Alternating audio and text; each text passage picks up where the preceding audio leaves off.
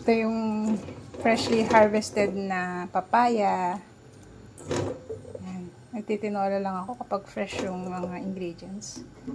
Tapos yung malunggay, ilalagay ko ay fresh harvested din. Ang dami nating papaya. Isang maliit lang to eh. Gusto ko yung papakin. Sama na natin siya sa pagpapalambot ng ating manok.